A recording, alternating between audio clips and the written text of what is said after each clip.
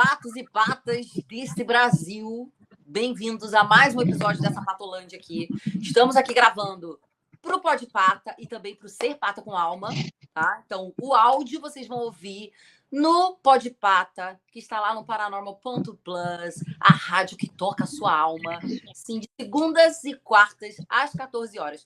E vocês também vão ver no YouTube, no meu canal, vocês vão ver a imagem nossa lá no Ser Pata com Alma. Então, bem-vindos a mais um episódio que vai ter duas partes, tá? Parte 1, parte 2, já vou adiantando para vocês. E estou aqui com mais um pato para poder dar coro, né? Engrossar esse coro dos quaquais pelo mundo. Giovanni Bruno tá aqui comigo. E vocês vão entender o que esse garoto faz. Ele tem 29 anos, por isso que eu coloquei também essa multipotencialidade digital, porque ele vem dessa geração totalmente digital e ele vai contar um pouquinho pra gente, né, como é que é essa jornada de ser pato nesse mundo digital hoje. Giovanni, seja bem-vindo. Um prazer. Obrigado, Maíra. Obrigado. E a gente se conhece super pouco tempo, né? Mas teve essa identificação, essa conexão. Instantâneo. O Giovanni vai contar um pouquinho. Giovanni, eu gosto de começar com uma pergunta que eu falo que é uma pergunta universal, porque não tem um ser humano que nunca tenha ouvido essa pergunta. Que é a vida. O que você quer ser quando crescer? Eu começo com essa pergunta porque todo o dilema da Patolândia começa com essa pergunta, que geralmente a gente ouve quando é criança. Você lembra mais ou menos quando foi a primeira vez que você ouviu essa pergunta? Eu acho que eu ouvi nas mídias mesmo. Eu não lembro dos meus pais terem falado isso, sabe? Olha. Eu via nos filmes, no cinema, em alguma história em quadrinho. Essa acho que foi o primeiro contato com essa pergunta, vou te falar. Você não tinha uma tia, não? Uma tia que pergunta sempre, o que você vai ser quando crescer? Não tinha essa tia? Talvez tenha tido, mas não foi um negócio marcante a ponto de eu lembrar que foi alguém. E quando muito você louco, né? Num filme, ou quando você teve consciência disso, o que você pensou? O que você pensava, assim? Eu acho que essa primeira, eu não sei se eu vou lembrar exatamente, mas tem certamente a mais marcante, que era na época que eu era pré-adolescente e eu estava no segundo ano. Eu ia me formar, eu ia pro terceirão, e aí começou a me vir essa coisa, né? Eu sabia que eu ia ter que escolher uma faculdade, alguma coisa para fazer, eu estava dentro disso. Então, foi quando eu vivi esse dilema na pele. Fiquei ali, poxa, e aí, que faculdade que eu vou escolher? Eu lembro que tinha um professor meu de história, ele era dos meus favoritos. Ele era um cara meio do reggae, assim, meio descoladão. E ele me admirava, assim. Ele me chamava de Carisma, para você ter uma ideia. Ele me deu um apelido de Carisma. Eu tinha, sei lá, 13, 14 anos. Ele, Carisma e tal. E eu ainda era meio introvertido naquela época, mas ele via alguma coisa em mim. E aí, eu lembro que uma vez, eu tava andando muito com um amigo meu, que ele já fazia agronomia, e ele era super descolado, ele tinha 22 anos, ele era o cara que eu queria ser. E aí eu pensei em fazer agronomia, nessa de escolher alguma coisa. E quando eu falei para esse professor, ele pegou e me falou assim, tô decepcionado. Pô, aquilo me marcou muito, cara, me marcou demais, tipo assim, depois que eu passei todo o rolê, que eu fiz faculdade, tranquei, aí eu escolhi outros caminhos, tipo, me realinhei, eu lembrei daquilo que ele falou, tipo, ele foi visionário, ele sabia que aquilo que eu ia me envolver tinha a ver com comunicação, com alguma coisa, né, que é o que você vê que eu faço hoje. Então foi quando, tipo, essa frase, né, do que eu quero ser, mais marcou pra mim, porque é ali que eu tomei essa consciência, só que eu fui, obedecer anos depois. Mas você não fez agronomia, né? Eu não fiz, pior que eu não fiz, eu fiz direito, fiz um ano de direito. Sou muito grato, aprendi muita coisa, acho que é vital a gente aprender muito sobre direito, e ainda fiz educação física por mais um semestre, até eu falo assim, eu sou artista, e aí eu criei meu canal no YouTube, e aí eu comecei a fazer minha jornada, entendeu? Cara, é muito típico também, né, do pato, né, fazer mais de uma faculdade, ficar em experimento. Total. Eu tive esse dilema também, eu lembro de estar ali para fazer a inscrição e eu peguei a lista Eu peguei uma lista assim de. Ah, deixa eu ver quais faculdades que tem, sabe? Aí fiquei olhando. Cara, eu sabia que assim, eu queria fazer jornalismo, mas eu falei, cara, mas eu quero fazer uma outra, assim. Aí eu fiz jornalismo e dança. Olha só, fiz essas duas juntas. Enfim. E me formei nas duas, né? Eu fui indo até o fim, fazendo as duas, equilibrando esses pratos. E acho que desde então eu já falei, não, gente. Se eu conseguir fazer duas faculdades ao mesmo tempo, porque chegava em semana de prova, você tem que fazer prova de todas as disciplinas de uma e mais de todas as outras. Eu falei, eu posso fazer 1000 coisas ao mesmo tempo. Ali eu falei assim, posso fazer tudo. E aí, você teve na sua jornada esse momento, essa identificação de, cara, que estranho, eu acho que eu sou uma pessoa que gosta de coisas diferentes, gosta de fazer coisas que são consideradas até divergentes pelo olhar, né, comum. Sim. E que estranho, porque eu olho em volta e as pessoas não são assim. Você teve esse olhar de se achar. Nossa, a minha vida inteira. Não. Olha, para começar, eu vim lá da roça, né? Eu vim do mato, Literalmente, Mato Grosso do Sul. E mesmo Campo Grande sendo uma capital, a mentalidade da galera lá é ainda muito interiorana. E aí, quando eu comecei a me travar com as coisas, eu comecei a aparecer um alienígena lá, porque o que eu mais convivia era com pessoas que não entendiam minha vibe. Eu parecia louco, a galera falou: esse cara, ele é fritado, ele tá maluco, ele vai morar na rua, vai virar mendigo, porque se você pensa além ali, você tá completamente pirado. Então, foi um grande ponto assim da minha vida que eu vivenciei. Aí eu comecei a viajar, conhecer a galera, litoral, e aí expandi a ponto de eu volto para lá. Agora eu sou um colosso, alguma Né? coisa assim. Mas você aceitou de boa essa assim, cara, eu sou diferente e assumiu? Ou teve momentos que você achou assim, opa, acho que tem algo de errado comigo? Completamente. É uma época muito perigosa da nossa vida. Porque a gente começa, ainda mais porque geralmente a gente se isola, e aí a gente começa a acessar muita informação, E a gente vai estudar, né? Então a gente mergulha sozinho dentro de vários mundos, de vários reinos, assim. que pode deixar a gente completamente confuso. Então, você vai se identificar, não, eu sou Depressivo, eu sou TDAH, eu tenho isso, eu tenho aquilo. Você começa a pegar para você. Eu sou isso, sou aquilo. De repente você fala, eu sou bipolar com TDAH, que não sei o que, e às vezes não é nada disso. Às vezes você realmente é multipotencial, poxa. Faça de tudo, seja o melhor, dê o melhor de si em todas as coisas. Tipo, múltiplos talentos. Eu acredito que todos nós temos múltiplos talentos, múltiplas missões. Tipo, não tem só um propósito, não tem só uma missão, né? Uma coisa que eu tô falando no momento, eu tô impressionado que o mascote do SteamYard é um pato, né? É o pato. Exato. Não, eu tava com meu amigo, eu tava com o Rafa Macedo, fazendo uma entrevista com ele. E aí eu parei assim e falei, ué, é o pato. Aí ele, Eu tô olhando para ele aqui. a gente começou a rir no meio da live de caraca, e eu não tinha me tocado disso, do pato. Exatamente. Pois é. Até né, são as sincronicidades da vida. total. Nossa, aí começou a rolar muita sincronia. Tipo, o que me dava certeza que eu tava no caminho certo era as sincronias. As conexões com as pessoas, aquela coisa que você vê que é um símbolo que para você tem um significado. Isso aí ia dizendo para mim que era bom eu insistir mesmo.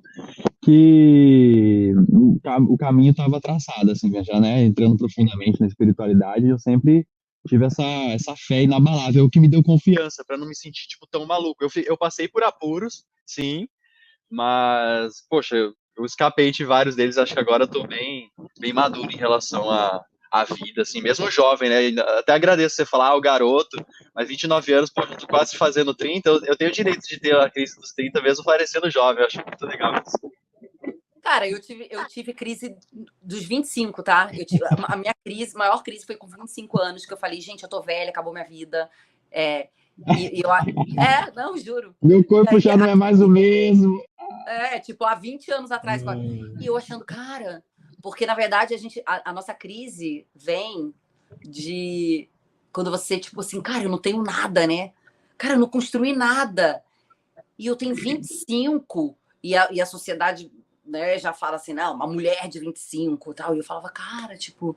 E eu lembro que a gente fazia aqueles joguinhos, que eu acho que não é do seu tempo, esse. Talvez eu conheça. Até a Com certeza. Maria Ribeiro estava outro dia no Instagram falando disso. Que era um negócio, a gente pegava uma folha de papel, aí a gente fazia um quadradinho no meio e colocava a data uma idade que você queria casar. Que você acha que você ia casar. Aí a idade que eu colocava era 23 anos. Então eu colocava 23. Aí você colocava do lado 3 nomes de 3 crushzinhos, de 3 garotos que você gostava. Do lado esquerdo você colocava 3 lugares que você queria passar lua de mel. E em cima você colocava quantos filhos você queria ter, 3 quantidades, assim, tipo 1, 2 ou 3 filhos. Uau. E embaixo não lembro, sei lá. E aí você tinha que ficar contando, assim, 23. Aí qual caísse era a resposta. Sim. E aí ficou isso na minha cabeça. Tipo, 23 anos era uma idade, quando eu era criança, eu falava, nossa, com 23 anos eu vou estar casada, eu vou estar, sei lá, com meu primeiro filho ou não, e vou estar já na minha casa e nananã. E aí, quando eu fiz 25, que eu falei, cara, já passaram 2 anos da minha meta e eu não conquistei nada disso, sabe? Aí bateu uma grande crise em mim nessa época. Mas, enfim, né? Aí depois hoje eu falo, gente, hoje, 20 anos depois, eu nunca me senti tão jovem, tão plena, tão feliz. Maravilha. Muito engraçado. Giovanni, a gente está aqui já num papo. Só que a gente não sabe de quem é Giovanni, o que o Giovanni faz, né? Estamos aqui já nessa entidade.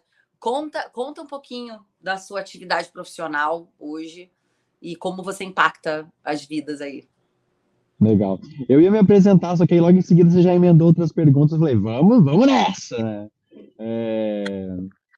Mas Bem assim, a nossa cara, bem a cara de Páscoa. tudo bem, tudo bem. Eu sou o Giovanni Bruno, pode me chamar de Gil também.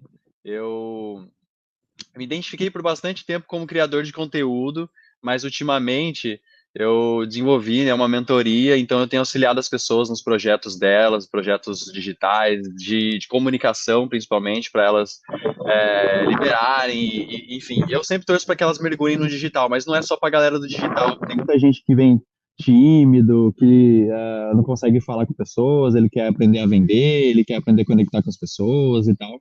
Então, é assim, é o meu trabalho genuíno que eu desenvolvi. Eu estou muito orgulhoso, estou muito feliz. Muito realizado de estar fazendo esse negócio, porque eu fiquei, anos com esse negócio no papel, travado. Eu já era capaz de fazer, né, um acompanhamento desse há anos atrás, só que eu estava precisando me trabalhar, passar por um monte de coisa, e aí finalmente, tipo, eu tô lançando isso. Mas antes disso, eu estava criando conteúdo, esperando viralizar em algum momento, e aí desenrolando no caminho, trabalhando como editor de vídeos, como filmmaker, fui desenrolando, sabe? E né, acho que é basicamente isso, mas tem uma história longa aí de muita peripécia na internet. Meu canal chama Giovanni Bruno. No meu Instagram você me encontra como o Giovanni Bruno, tem no meu TikTok lá também. E basicamente isso. E você falou assim, não, né? Porque eu já podia ter feito isso anos atrás, mas eu entrei num processo. Um processo que a gente chama, né, aqui, né, principalmente a galera que está ouvindo lá no Podpata, no Paranormal.plus, fala muito desse processo que chama o despertar, né? O famoso despertar. Que delícia, que delícia. E eu falo, cara, porque você, assim, eu falo que você é garoto mesmo, que tem 29 anos, e é de uma geração muito digital que tudo a gente acha num clique, né? Você joga lá no Google, enfim, tanto para você, para o lado ruim, né? Para você ver tipo, estou com dor de cabeça. Aí você coloca dor de cabeça no Google, você já vai achar que você vai morrer em 5 minutos, porque o Google vai dizer que você está com uma encéfalo, lá o quê, entendeu? Galera, Mas ao mesmo tempo, você também consegue respostas, né, muito rápidas. E se você tiver consciência, se você estiver conectado, assim, você consegue ter essa resposta mais rápido.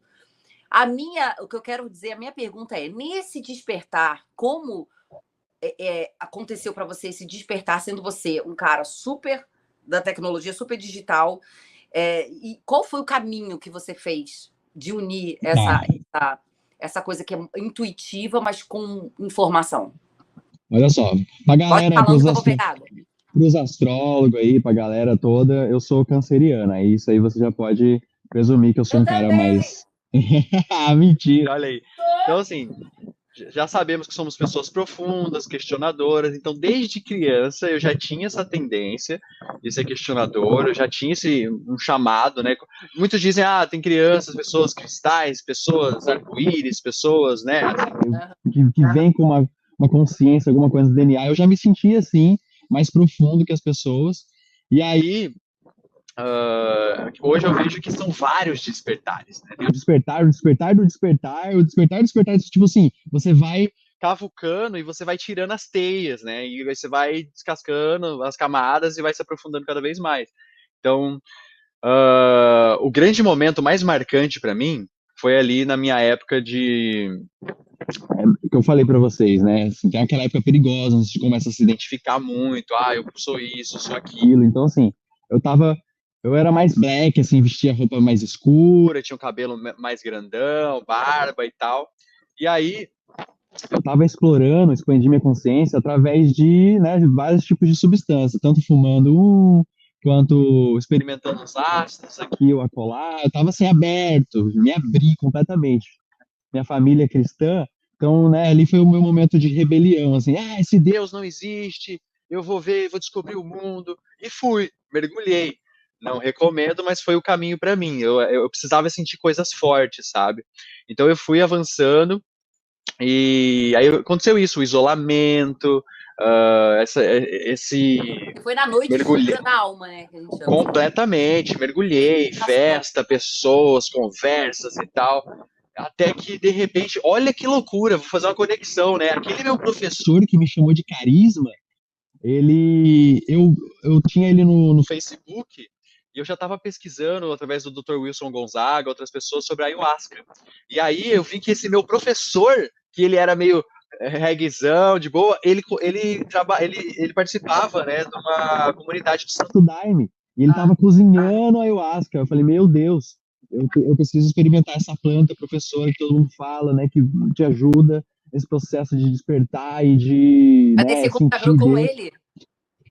Exatamente, eu me reconectei com ele, olha a sincronia. Uau. E aí eu fui para uma sessão de concentração no Santo Daime, 1 hora meditando, e naquele dia eu senti Deus completamente, aquilo ali mudou minha vida, sabe? Eu tinha recém passado por um coma no final do ano, assim, no final de 2017, numa dessas minhas experiências, eu tomei um negócio que eu não sabia o que era, eu apaguei, eu acordei 6 dias depois, minha família ficou, tipo assim, o Natal e a virada do ano preocupada com a minha morte, e eu acordei como se nada tivesse acontecido, não senti nada. Giovanni, eu não sabia disso. Rolou Mas essa coisa radical. Você teve alguma experiência nesses 6 dias? Você teve uma EQM, alguma coisa assim? Foi completamente escuro, como se eu tivesse dormido para sempre. Eu não ia nem perceber, sabe? Se eu não voltasse, eu não tava nem ligado. Não tava nem ligado. Eu não tive nada assim de ver a luz e tal. E até confirmou uns sentimentos que eu tinha, assim, dessa escuridão, né? Que eu estudei muito no taoísmo, no budismo, né? Dessa escuridão eterna, no vazio silencioso que eles falam. Para mim foi assim, foi uma experiência espetacular, a maior expansão de consciência da minha vida. Foi tipo como se você tivesse tomado uma anestesia geral, que você não Cara, viu eu o acho tempo que era passar. veneno. Pensa, tipo assim, foi um colega que me deu, ele comprou da Deep Web. Pensa o que tinha naquele negócio, mano. Eu voltei, quando eu Mas foi voltei de e forma acordei. recreativa? Você tomou assim, recreativa? Não. A gente foi pra natureza. A ideia era expandir a consciência. Tipo, eu me considerava psiconauta na época. Consumir coisas para poder ter experiência, entendeu? E aí, no dia que eu acordei no hospital, eu falei para mim mesmo assim, cara, se eu tô de volta, eu tenho muita coisa para fazer ainda. Isso me deu muita força, sabe? Pra, tipo, meu canal no YouTube começou depois disso, e as coisas começaram a acontecer na minha vida depois desse acontecimento, principalmente. E o seu amigo ficou bem? Cara, todo mundo passou mal, mas todo mundo sobreviveu. tipo assim, um milagre aconteceu. A gente tava no meio do mato, não tinha sinal. Celular. Misteriosamente, no dia lá apareceu o sinal, conseguiram chamar a ambulância. Tipo, o dono da fazenda lá, ele foi buscar a gente, tipo, de caminhonete. A gente tava subindo o morro. Ele subiu, Vocês pegou não a gente estavam no com o morro. Marçal, não, né? Não era o Marçal que levou vocês. Ah, Não foi a não é. expedição do Marçal. Não era, mas era tipo isso. Tipo, várias pessoas querendo viver experiências malucas e Meu Deus. aconteça o que acontecer. Sim, foi muito louco. Foi grande Gente, expansão, né? eu não sabia dessa. Olha só. Não, um verdadeiro milagre. Sua família deve ter falado, gente, um milagre. Né? Cara, com certeza, com certeza, tipo, foi um milagre para todo mundo. E, logo depois, assim, meu pai, eu lembro que ele ficava muito paranoico. Toda vez que eu ia sair de casa, ele ficava preocupado, né? Que esse garoto ia fazer, porque, tipo, É uma bomba ambulante. ninguém sabia que eu tinha essas experiências e tal. Eu ficava sempre na minha, sabe? Tipo assim, eu ia pra expandir a consciência, mas eu não Ficava loucão, ficava, tipo, fazendo cena, era mais para os meus próprios mergulhos, né? Tipo, foi o caminho que eu fiz. fiz e, tipo assim, sobrevivi pra contar a história, né? E aí, e você acha que esse episódio foi muito um ponto de virada? Mudou tudo? Determinante. Porque assim, eu já estava decidido a parar de fazer esses consumos, né? Eu até aquele dia eu tinha decretado que ele seria o último. Olha que louco. E foi mesmo. Tipo assim, eu falei, não, esse aí é só o último, mas eu já parei com isso, que agora que eu conheci a ayahuasca, se eu precisar ter umas experiências profundas, eu vou na Vai ser natureza na e tal. E aí, cara, depois disso, o que aconteceu? Virei vegano, perdi 10 quilos, olha o rolê. 10 quilos, parei, tipo assim, de querer consumir qualquer coisa industrializada tipo... Fiquei completamente mais diferentão ainda do que eu já parecia antes, né? Foi uma fase riponga, vamos dizer assim. Mas, ó, vou te falar, depois teve outro despertar depois desse, que aí morreu o riponga. Então, tipo assim, é o que eu tô te falando, são vários despertares. Mas esse não, vai contando. Como é que foi o segundo despertar? Conta. O segundo despertar não faz tanto tempo, porque eu virei pai, né? E aí isso trouxe uma maturidade para mim, que aí realmente, tipo assim, eu deixei de me ver garoto. Eu fui um daqueles adolescentes clássicos da geração milenial Z, tipo, adolescente de 25 anos, entendeu? Que é o que eu não quero para minha filha, por exemplo. Eu fui tardio nas coisas, é uma coisa que eu vejo que aconteceu, né, da minha criação e tudo mais, que eu demorei para amadurecer. Então, quando aconteceu essa coisa de eu me tornar pai, eu entrei em outro mergulho profundo da alma, e aí foi quando eu conheci também o empreendedorismo, tive um despertar empreendedor em mim. Então, eu só me via como artista. E ficando famoso, e falando com um monte de gente e tudo mais, e levando minha mensagem. Só que aí eu tive uma clareza de pra que tudo isso. Eu encaixei as coisas, falei, cara, eu tenho um chamado para falar com muitas pessoas, mas beleza, pra que isso? Pra quê? Aí eu entendi. Eu entendi que eu quero criar movimentos, eu quero criar tipo soluções para o mundo, realmente fazer diferença, empreender, montar negócios, tudo voltado para as pessoas expandirem, entendeu? Tipo, levar minha mensagem de maneira autoral, seja de maneira falada, de maneira física, da forma que for. Tipo assim, é a promessa que eu fiz para mim quando eu sobrevivi. Falei assim, ó, eu vou virar um raio de luz e expandir o máximo que eu puder na Terra até acabar essa minha vida. Meu objetivo nessa vida é espalhar essa palavra do amor, da luz, levar através de qualquer coisa que eu vá fazer ou vá falar, tem que ter isso. Então, tipo, me jogou para um campo ainda maior, sabe? Aí eu deixou de ser, tipo assim, parou de fazer sentido eu viver, tipo, aquela fase riponga. Eu comecei a valorizar, me vestir bem, e, poxa, sempre tomar um vinho, coisas de qualidade, poxa, aí eu encontrei um grande equilíbrio que eu amo chamar de caminho do meio, né? Eu quero estar sempre no caminho do meio, namorando, casado com o caminho do meio. O dia eu que ia falar isso do caminho do meio. Se tiver muito para algum lado, eu vou querer voltar para o caminho do meio, porque é o que eu acredito hoje. Então, o caminho do meio é um título, né, do seu negócio, não é? Você fala sobre isso. Ele foi não, vou te falar. Ele foi um dos títulos provisórios. Tipo assim, na alma, você leu a alma do meu trabalho. E realmente, ele ia se chamar. Como você falou? O caminho do meio. O caminho do meio. Ele ia se chamar o caminho do meio. E aí, no meio do caminho, eu falei assim: não, vai se chamar Despertar da Comunicação. Mas o caminho do meio ele existe, ele pode se tornar um outro produto, né? Uma jornada. Eu penso em fazer imersão, retiro, até para a galera que está aqui, né? Que tiver interesse, pode até falar com a gente, porque eu acredito que a Maíra, assim como eu, ela quer estar em movimentos onde a gente que está todo mundo aqui nessa plataforma está procurando ambientes para estar junto com essa galera que fala disso. É a união das ovelhas negras, dos Patolândia. Inclusive, né? É a ovelha Eu me. Eu me Ai, recém me descobri pato, né? Eu nunca tinha escutado esse termo até falar com você. E antes de você, Tipo assim, só 3 dias antes eu tinha visto alguma coisa no TikTok. então de repente virei pato, cara, do nada. mas é assim, eu também. Foi de um dia para o outro, eu falei, caraca, pato, porque eu também nunca tinha ouvido falar. E aí assisti uma live que o cara mencionou pato, e eu estava começando a escrever uma palestra que não era sobre isso, e aí uma redatora, que é amiga minha, que estava junto, lendo e dando palpite, ela falou assim, nossa, você me lembra muito, você é que nem pato, né? Ela falou. Olha aí. Como assim? Ela, tipo, igual pato, que as pessoas falam. Cara, eu nunca ouvi falar. Ela não, que tipo pato, que voa, mas não voa, que corre, mas não corre, que canta, mas não canta, que nada, mas não nada. É muito bom, cara. Aí eu falei, pô, valeu. Só que aí, nisso me deu a ideia de usar esse termo, que é um termo pejorativo, que é um termo, vamos dizer, negativo.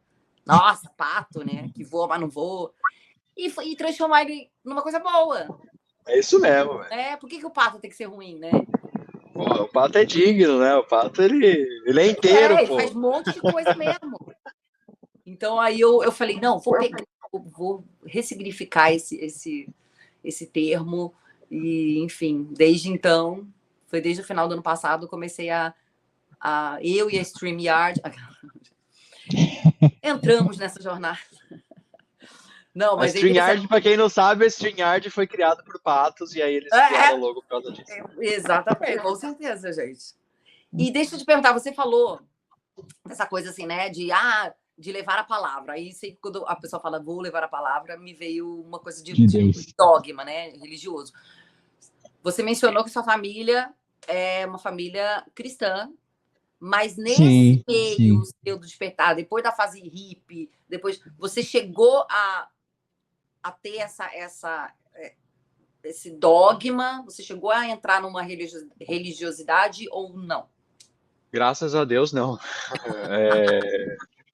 Não. Sem religião na minha vida, eu entendi que religiosidade, né, pode levar a gente para extremidades, e aí, no caminho do meio, eu vejo, assim, essa minha conexão profunda com Deus, não tenho vergonha nenhuma de falar Deus, de falar Jesus, de falar Krishna, Oxalá e Saravá, Shalom.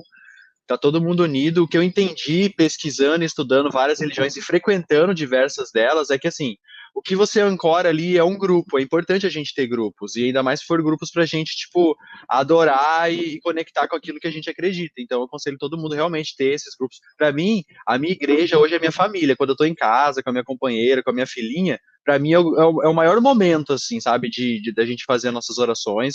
E os meus trabalhos para o mundo são voltados a isso, ou seja, eu vivo a espiritualidade, então eu não sinto que eu preciso estar dentro das igrejas, dos templos, mas como um grande cidadão do mundo e com a nossa liberdade, eu fico feliz de poder frequentar o lugar que eu quiser. Igual você falou, né? Eu também não era de grupinho. A gente até trocou uma ideia antes, né? Vocês não escutaram, mas a gente trocou uma ideia antes.